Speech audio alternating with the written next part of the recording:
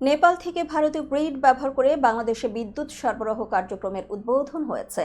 শুক্রবার এক ভার্চুয়াল অনুষ্ঠানের মাধ্যমে এই কার্যক্রমের উদ্বোধন করা হয়। ভারত সরকারের জনসংযোগ বিভাগ প্রেস ইনফরমেশন ব্যুরো আজ শুক্রবার এক বিজ্ঞপ্তিতে তথ্য জানিয়েছে। ভারতের পিআইবি জানিয়েছে, উদ্বোধনী অনুষ্ঠানে ভারতের বিদ্যুৎ, আবাসন ও নগর বিষয়ক মন্ত্রী মনোহর লাল, বাংলাদেশের বিদ্যুৎ, জ্বালানি ও খনিজ সম্পদ মন্ত্রণালয়ের উপদেষ্টা মোহাম্মদ ফাউজুল কবির খান এবং নেপালের জ্বালানি, জল সম্পদ ও সেচ মন্ত্রী দীপক খাড়কা উপস্থিত ছিলেন।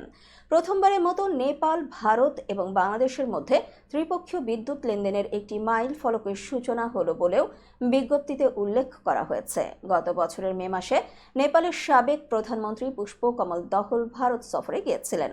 ওই সময় এই বিদ্যুৎ রপ্তানির সিদ্ধান্ত নেওয়া হয়। সিদ্ধান্ত অনুযায়ী নেপাল থেকে 40 মেগাওয়াট বিদ্যুৎ ভারতীয় গ্রিড ব্যবহার করে বাংলাদেশে সরবরাহ করার পরিকল্পনা হয়েছিল। এরপর চলতি বছরের 30 অক্টোবর কাঠমান্ডুতে একটি ত্রিপক্ষীয় বিদ্যুৎ বিক্রয় চুক্তি স্বাক্ষরিত হয়।